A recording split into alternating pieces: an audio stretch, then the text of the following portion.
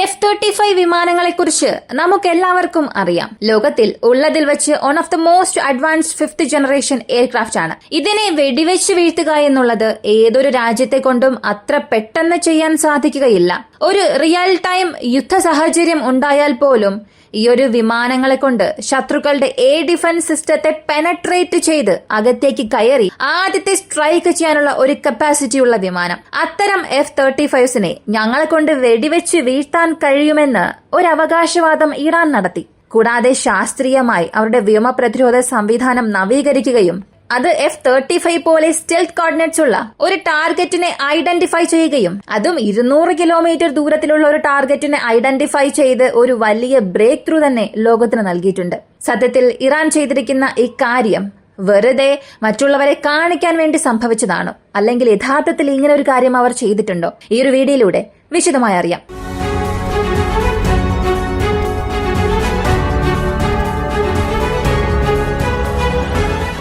അഞ്ചാം തലമുറ യുദ്ധവിമാനം എന്ന് പറഞ്ഞാൽ തന്നെ ഈ ലോകത്തിൽ മുൻപന്തിയിലുള്ള ഒരേയൊരു രാജ്യം അത് അമേരിക്ക മാത്രമാണ്. റഷ്യയുടെ പക്കൽ Su-57, Su-75 ഇങ്ങനെ ചില വിമാനങ്ങൾ ഉണ്ടെങ്കിലും ഇന്നുവരെയും അമേരിക്കയുടെ സ്ഥാനം ഏതൊരു രാജ്യത്തെ കൊണ്ടും പിടിച്ചെടുക്കാൻ സാധിച്ചിട്ടില്ല. ചൈന പോലും അമേരിക്കയ്ക്ക് പുറകിലാണുള്ളത്. ഇങ്ങനെയുള്ള അമേരിക്കയുടെ പക്കൽ ഉള്ളതിൽ മികച്ച വിമാനങ്ങൾ F-22 റാപ്റ്റർ, F-35 ആണ്.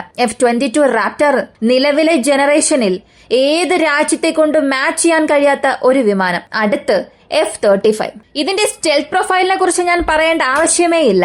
കാരണം നമ്മുടെ ചാനൽ തുടർന്ന് കാണുന്നവർക്ക് ഇതിനെക്കുറിച്ച് വ്യക്തമായ ഒരു ധാരണയുണ്ടാകും. ഇതിന്റെ റഡാർ ക്രോസ് സെക്ഷൻ എന്നത് 0.005 ആണ്. വളരെ വളരെ വളരെ ചെറിയൊരു ബിന്ദുവായി മാത്രമേ റഡാർ സ്ക്രീനിൽ ഇതിനെ കാണാൻ സാധിക്കുകയുള്ളൂ. ഇങ്ങനെ ഈ വിമാനത്തെക്കുറിച്ച് നമുക്കറിയാം. ഇനി അടുത്ത് എതിരെയുള്ള എയർ ഡിഫൻസ് സിസ്റ്റം. കാരണം ഈ വിമാനത്തെ കണ്ടെത്തണമെന്നുണ്ടെങ്കിൽ റഡാറിന്റെ സഹായം തീർച്ചയായും ആവശ്യമാണ്. ആ റഡാർ ഈ വിമാനത്തിനെതിരെ എങ്ങനെയെല്ലാം പ്രവർത്തിക്കും, ഈ വിമാനം എങ്ങനെ സ്റ്റെൽത്തായി മാറും എന്ന് ചോദിച്ചാൽ വിഷ്വലി മാത്രമേ ഇതിന് ഒളിച്ചിരിക്കാൻ കഴിയാതെയുള്ളൂ. എന്നാൽ റഡാർ സ്ക്രീനിൽ ഇതിന് പൂർണ്ണമായും മറഞ്ഞിരിക്കേണ്ട ഒരു കഴിവുണ്ട്. ഉദാഹരണത്തിന് S band, Z band, X band, KU band, L band ഇങ്ങനെ വ്യത്യസ്ത ഫ്രീക്വൻസിയിൽ പ്രവർത്തിക്കാൻ കഴിയുന്ന ബാൻഡ് വിഡ്ത്തുള്ള റഡാറുകളുണ്ട്. വീണ്ടും വ്യക്തമായി പറഞ്ഞാൽ S ബാൻഡിനെ സംബന്ധിച്ച് 2 മുതൽ 4 GHz വരെയും ഇതിനെ കൊണ്ട് പവർ ഫ്രീക്വൻസിയിൽ പ്രവർത്തിക്കാൻ കഴിയും. ഇത് ഷോർട്ട് റേഞ്ച് ഐഡന്റിഫിക്കേഷന് വേണ്ടിയാണ്. പങ്ഷീർ എയർ ഡിഫൻസ് സിസ്റ്റം ഇത് നല്ലൊരു ഉദാഹരണമായി പറയാം. അത്തരത്തിൽ ഷോർട്ട് റേഞ്ച് ഉള്ള മൊബൈൽ എയർ ഡിഫൻസ് സിസ്റ്റത്തിൽ ടാർഗറ്റിനെ ഫൈൻഡ് ചെയ്യുന്നതിന് വേണ്ടി ഈ S ബാൻഡ് റഡാർസ് ഉപയോഗിക്കും. അടുത്ത് Z band radars 4 to 8 GHz ഉള്ളതാണ്. ബഗ് എയർ ഡിഫൻസ് സിസ്റ്റം ഇതിന് നല്ലൊരു ഉദാഹരണമായി പറയാം. പോയിന്റ് എയർ ഡിഫൻസ് സിസ്റ്റത്തിനും അപ്പുറമുള്ള അടുത്ത ലെയർ ഓഫ് എയർ ഡിഫൻസ് സിസ്റ്റത്തിൽ ഇതിനെ ഉപയോഗിക്കും. ഇനിയുള്ളതാണ് X ബാൻഡ്. അതിനുശേഷമുള്ളത് KU. X ബാൻഡിനെ സംബന്ധിച്ച് 4 മുതൽ 12 GHz, KU സംബന്ധിച്ച് 12 മുതൽ 14 GHz. ഇതെല്ലാം മീഡിയം റേഞ്ച് ടാർഗറ്റ് അക്യൂസേഷനും ടാർഗറ്റ് ട്രാക്കിങ്ങിന് വേണ്ടിയുമാണ് ഇങ്ങനെയുള്ളവ ഉപയോഗിക്കുന്നത്. എന്നാൽ L ബാൻഡിനെ കുറിച്ച് ആരും അധികം കേട്ടിട്ടുണ്ടാകില്ല. കാരണം കൂടുതൽ എയർ ഡിഫൻസ് സിസ്റ്റം യൂണിറ്റ്സിലും L ബാൻഡ് റഡാർസ് ഉപയോഗിക്കുകയില്ല. എന്തിന് S-400 ഉപയോഗിക്കുന്ന 96L6 റഡാറിൽ പോലും ഈ X ബാൻഡ് ആണ് ഉപയോഗിച്ചിരിക്കുന്നത്. ഇതിൽ 9 മുതൽ 12 GHz അളവിലുള്ള റഡാർ നമ്മൾ ഉപയോഗിക്കുന്നുണ്ട്.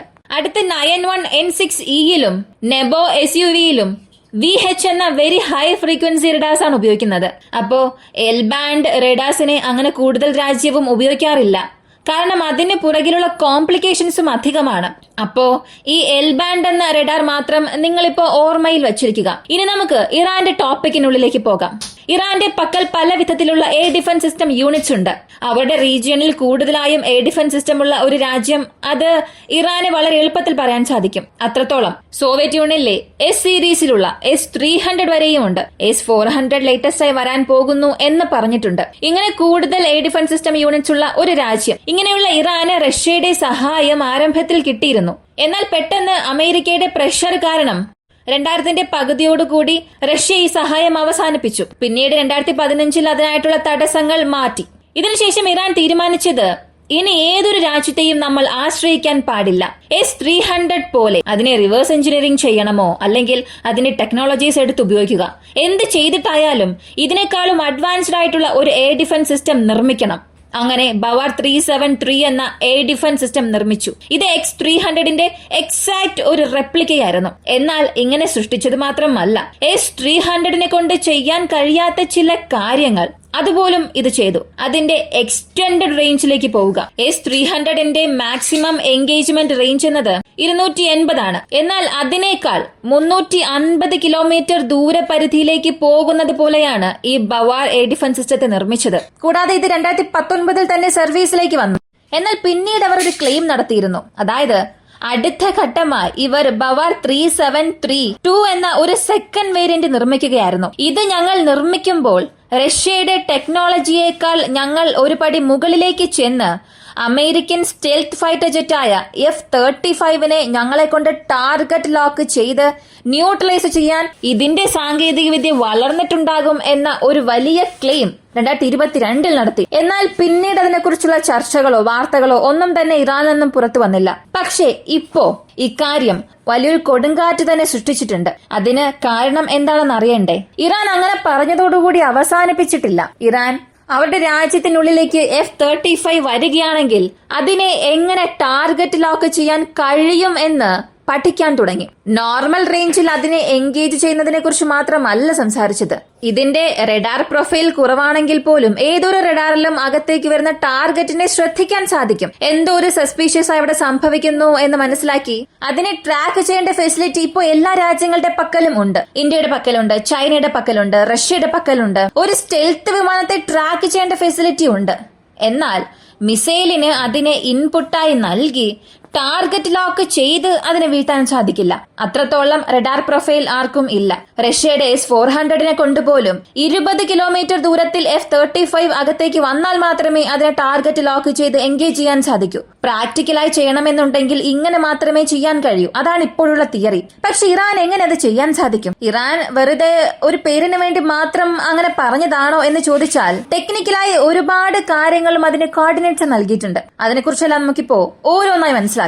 ബവാറിന്റെ സെക്കൻഡ് വേരിയന്റ് ആയ 373-2 വേരിയന്റ് ഇപ്പോ അവരുടെ സേനയിൽ ചേർക്കാൻ പോകുന്നതായി ഇറാൻ പറഞ്ഞു. ഇതിന്റെ ഫസ്റ്റ് വേരിയന്റിൽ അവർ ഉപയോഗിച്ച റഡാർ മെരാജ് 4 എന്ന എസ് ബാൻഡ് റഡാറാണ് ഉപയോഗിച്ചത്. ഇത് പതിവ് പോലെ ലോ റേഞ്ചിൽ അല്ലെങ്കിൽ മീഡിയം റേഞ്ചിലുള്ള ടാർഗറ്റ്സിനെ ഫൈൻഡ് ചെയ്യാൻ വേണ്ടി മാത്രം ഉപയോഗിക്കും. അടുത്തത് മെരാജ് 9 എന്ന റഡാർ ഉപയോഗിക്കും.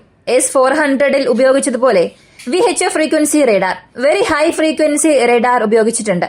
എന്നാൽ ഇതിനുശേഷം ഈ ബവാർ എയർ ഡിഫൻസ് സിസ്റ്റത്തിന്റെ സെക്കൻഡ് വേരിയന്റിൽ പുതുതായി ഒരു റഡാറിനകത്തേക്ക് കൊണ്ടുവന്നു. അരാഷ് 2 എന്ന പേരിൽ ഇവരുടെ പക്കൽ ഒരു ഡ്രോൺ ഉണ്ട്. അതേ പേരിൽ തന്നെ അരാഷ് എന്ന പേരിൽ പുതുതായി ഒരു റഡാർ കൊണ്ടുവന്നു.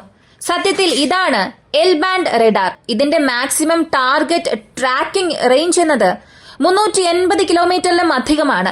400 കിലോമീറ്റർ എന്ന് തന്നെ പറയാം. അത്ര ദൂരത്തിൽ നിന്ന് വന്ന ടാർഗറ്റിനെ പോലും ട്രാക്ക് ചെയ്ത് അതിനെ മൾട്ടിപ്പിൾ ഇൻപുട്ടാക്കി മാറ്റി ഡിഫറെന്റ് ലോഞ്ചേഴ്സിലേക്ക് അയക്കാൻ സാധിക്കും. ഈ ഇൻപുട്സ് എല്ലാം മിസൈലിന് ഫീഡ് ചെയ്യാൻ കഴിയുന്ന ഈ ഒരു ഫെസിലിറ്റി റഡാറിനുണ്ട്. അങ്ങനെ ഇവർ F-35 പോലെ തന്നെ ഒരു റെപ്ലിക്ക തയ്യാറാക്കുകയും ആദ്യം അതിനെ ഗ്രൗണ്ട് ടെസ്റ്റ് നടത്തി. എന്നാൽ ഇതിൽ അവർക്ക് പ്രതീക്ഷിച്ച ഒരു റിസൾട്ട് ലഭിച്ചില്ല. കാരണം ആ ഒരു റെപ്ലിക്കയെ ഇവർ ഒരു ഡ്രോൺ ഷേപ്പിൽ തയ്യാറാക്കി അതിനുശേഷം പറപ്പിച്ചാൽ മാത്രമേ ഒരു കൺഫർമേഷൻ എത്താൻ സാധിക്കൂ. എന്നാലും അതിൽ ഒരുപാട് കോംപ്ലിക്കേഷൻസ് ഉള്ളതുകൊണ്ട് ഇതിനു മുൻപ് ഇവരുടെ പക്കലുള്ളതിൽ സ്റ്റെൽത്ത് ഡ്രോണായി പറയപ്പെടുന്ന കരാർ UAVയെ ഇവിടെ അവർ ഉപയോഗിച്ചതായും പറയുന്നു. അതിന്റെ റഡാർ പ്രൊഫൈലിൽ ചില ഇമേജസും പുറത്തുവിട്ടു. ഇത് നമുക്ക് ക്രോസ് വെരിഫൈ ചെയ്യാൻ സാധിച്ചില്ല. കാരണം അവരുടെ പക്കൽ നിന്നുള്ള കുറച്ച് സോഴ്സസ് മാത്രമേ ലഭിച്ചുള്ളൂ.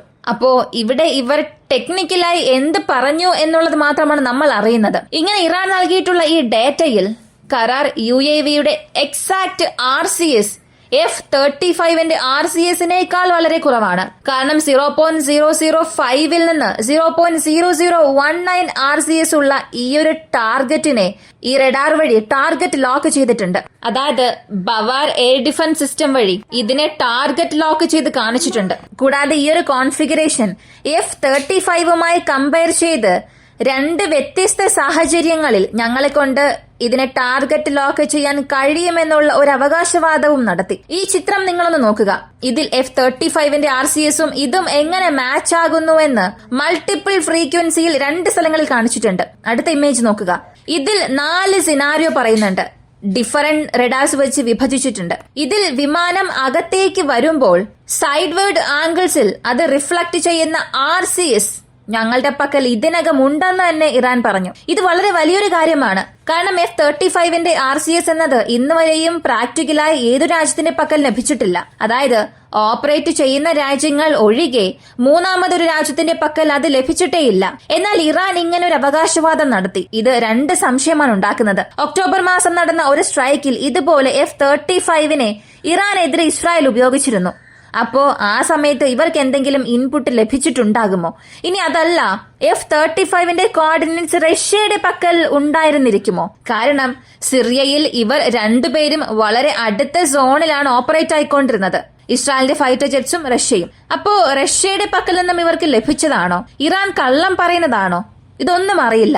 പക്ഷെ ഇങ്ങനൊരു ക്ലെയിം മാത്രം അവർ നടത്തി. അടുത്തത് F-35ന്റെ സ്റ്റെൽത്ത് കുറവുള്ള ഒരു പ്രദേശം അതതിന്റെ ബാക്ക് ഫ്ലിപ്പേഴ്സ് ആണ്. ആ എൻജിൻസിന്റെ എക്സോസ്റ്റ് ചെയ്യുന്ന പ്രദേശമാണ്. ആ ഒരു ദിശയിൽ ഞങ്ങളെ കൊണ്ട് തീർച്ചയായും ടാർഗറ്റ് ലോക്ക് ചെയ്യാൻ കഴിയും എന്ന് പറഞ്ഞ് അതിന്റെ കോർഡിനേറ്റ്സ് നൽകിയിട്ടുണ്ട്. ഇവർ പറഞ്ഞിട്ടുള്ള ഈ രണ്ട് കാര്യങ്ങളിലും ഇവർ നൽകുന്ന കോർഡിനേറ്റ്സ്, റഡാർ പ്രൊഫൈൽ എന്നത് F-35യുമായി യോജിക്കുന്നുണ്ട്. ഇതാണ് ഇവിടെ വലിയൊരു സംശയം സൃഷ്ടിക്കുന്നത്. എന്നാൽ ഇതിൽ നമ്മൾ ഒരു കാര്യം പറയേണ്ടത്, ഇപ്പൊ ആ ഒരു ഡ്രോൺ എവിടെ പറക്കുന്നു, ഏത് ആൾട്ടിറ്റ്യൂഡിൽ പറക്കുന്നു എന്നുള്ളത് വെച്ച് ഇവരെ കൊണ്ട് ഒരു പ്രൊഫൈൽ നൽകാൻ കഴിയും. എന്നാൽ ആ ഡ്രോൺ എത്ര തന്നെ അകത്തേക്ക് വന്ന് അതിന്റെ പ്രൊഫൈൽ റെഡിയാക്കി ആ ഡ്രോണിനെ പൂർണ്ണമായും മോണിറ്റർ ചെയ്ത് അതിന്റെ ഔട്ട്പുട്ട് നൽകിയാലും അതിനെ ടാർഗറ്റ് ലോക്ക് ചെയ്യുക എന്നുള്ളത് അത്ര സാധാരണ കാര്യം അല്ല. നിങ്ങളൊരു ഡ്രോണിനെ പറപ്പിച്ചാലും അതിന്റെ RCS ഇത്രത്തോളം കുറവായുള്ളപ്പോൾ ഏതൊരു മിസൈൽ ഡിഫൻസ് സിസ്റ്റത്തെ കൊണ്ടും അതിനെ ഇൻപുട്ടായി നൽകാൻ കഴിയില്ല. പക്ഷേ ഇറാൻ അത് ചെയ്തു എന്ന് പറയുന്നത് ഒരു ബ്രേക്ക് ത്രൂ ആയ കാര്യം തന്നെയാണ്. ഇത് മാത്രമല്ല, ശേഷം മറ്റൊരു കാര്യവും പറഞ്ഞു. S-400 അല്ലെങ്കിൽ പാട്രിയോട്ട് ഇവയെല്ലാം സെൻട്രലൈസ്ഡ് കമാൻഡ് സെന്ററിൽ ഉള്ളതാണ്. ഓരോ മിസൈൽ ലോഞ്ചേഴ്സിനും ഈ ഇൻപുട്ട് ഓരോ റഡാർ സ്റ്റേഷനിൽ നിന്നും വ്യത്യസ്തമായി പോകില്ല. ഈ സെൻട്രലൈസ്ഡ് കമാൻഡ് സെന്ററിൽ നിന്നാണ് പോവുക.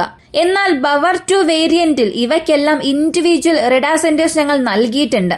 ഓരോ ട്രാൻസ്പ്രാക്ടർ ലോഞ്ചേഴ്സിൽ നിന്നും ഓരോ മിസൈൽ യൂണിറ്റിലേക്കും പ്രത്യേകം ഇൻപുട്സ് ഞങ്ങളെ കൊണ്ട് നൽകാൻ സാധിക്കും. അപ്പോ ഒന്നിലധികം ദിശയിൽ നിന്ന് വിമാനം ഇറാനെ നോക്കി വന്നാൽ പോലും ഏതെങ്കിലും ഒരു പ്രദേശത്ത് ഞങ്ങളെ കൊണ്ടത് കണ്ടുപിടിക്കാൻ കഴിയുകയാണെങ്കിൽ F-35നെ വെടിവെച്ച് വീഴ്ത്താനും സാധിക്കും എന്ന് ഒരു വലിയ വാർത്ത ഇറാൻ പുറത്തുവിട്ടു. സത്യത്തിൽ ഇപ്പോ ഞാൻ പറഞ്ഞതെല്ലാം ഇറാന്റെ ടെക്നിക്കൽ സൈഡ് മാത്രമാണ്. അവർ എന്ത് പറഞ്ഞു, അവർ നൽകിയ ഡേറ്റാസ് വെച്ച് ക്രോസ് വെരിഫൈ ചെയ്ത് കിട്ടിയ വിവരങ്ങൾ. പക്ഷെ സത്യത്തിൽ ഇങ്ങനെ ഒരു കാര്യം ഇറാൻ ചെയ്തിട്ടുണ്ടെങ്കിൽ ഇതിനേക്കാൾ വലിയൊരു ബ്രേക്ക് ത്രൂ ആയ കാര്യം ഇറാനെ കൊണ്ട് നൽകാൻ കഴിയും എന്നുള്ളത് സംശയമാണ്. കാരണം റഷ്യയെ കൊണ്ട് ചെയ്യാൻ കഴിയാത്ത ഒരു കാര്യം ഇവിടെ ഇറാൻ ചെയ്തിട്ടുണ്ട്. എന്നാൽ പ്രായോഗികമായൊരു കാര്യം ചിന്തിക്കാം. ഇറാൻ ഇത്രത്തോളം ഒരു വലിയ ക്ലെയിം നടത്തി. F-35 എന്നത് ഇസ്രായേലാണ്. ഇസ്രായേലിനെ സംബന്ധിച്ച് ഇറാനെ ആക്രമിക്കാൻ അവർ ആദ്യം പ്രിഫർ ചെയ്യുന്നത് F-35 ആയിരിക്കും. ഒരുപക്ഷെ നാളെ ഇതുപോലൊരു സാഹചര്യം വരികയാണ്. ഇറാനെതിരെ അവർ F-35 ഉപയോഗിച്ചാൽ റിയൽ ടൈം കോമ്പാക്റ്റിൽ മാത്രമേ ഇത് ഇറാനെ കൊണ്ട് പ്രൂവ് ചെയ്യാൻ സാധിക്കൂ. കാരണം ഇതിനകം തന്നെ വലിയ വലിയ റഡാർസിനെ നശിപ്പിക്കാൻ ഇസ്രായേലിന്റെ പക്കൽ ആന്റി റേഡിയേഷൻ മിസൈൽസ് ഉണ്ട്. ഇതിനും അപ്പുറം ഇറാനെ കൊണ്ട് എന്തെങ്കിലും ചെയ്യാൻ കഴിയുമോ? സത്യത്തിൽ അവർ നൽകിയ ഈ ഒരു ക്ലെയിം പ്രാക്ടിക്കലായി അവരെ കൊണ്ട് നടത്തിയെടുക്കാൻ കഴിയുമോ? എല്ലാം കാത്തിരുന്ന് തന്നെ കാണാം. പക്ഷെ എന്തെങ്ങനെയായാലും മറ്റ് രാജ്യങ്ങളെ കൊണ്ട് ചെയ്യാൻ കഴിയാത്ത ഒരു കാര്യം ഇവിടെ ചില എവിഡൻസോടുകൂടി തന്നെ ഇറാൻ പുറത്ത് കാണിച്ചിട്ടുണ്ട്. എനിക്കുള്ള ചോദ്യം രണ്ടാണ്. ഇറാൻ ആദ്യം പറഞ്ഞിരിക്കുന്ന കാര്യം F-35ന്റെ RCS ഞങ്ങൾക്ക് പ്രാക്ടിക്കൽ ഇൻപുട്സോടുകൂടി ലഭിച്ചു എന്ന്. അതെങ്ങനെ ഇറാൻ ലഭിച്ചിട്ടുണ്ടാകും? രണ്ടാമത്തേത്, സത്യത്തിൽ F-35നെ ഈ ടെക്നോളജിയിലൂടെ അവരെ കൊണ്ട് ന്യൂട്രലൈസ് ചെയ്യാൻ കഴിയുമോ? നിങ്ങളുടെ അഭിപ്രായം കമന്റിൽ പറയുക. ഇങ്ങനെയുള്ള വ്യത്യസ്തമായ കാര്യങ്ങൾ അറിയാനായി നമ്മുടെ ചാനൽ മറക്കാതെ സബ്സ്ക്രൈബ് ചെയ്യുക. മറ്റൊരു വീഡിയോയുമായി വീണ്ടും കാണാം.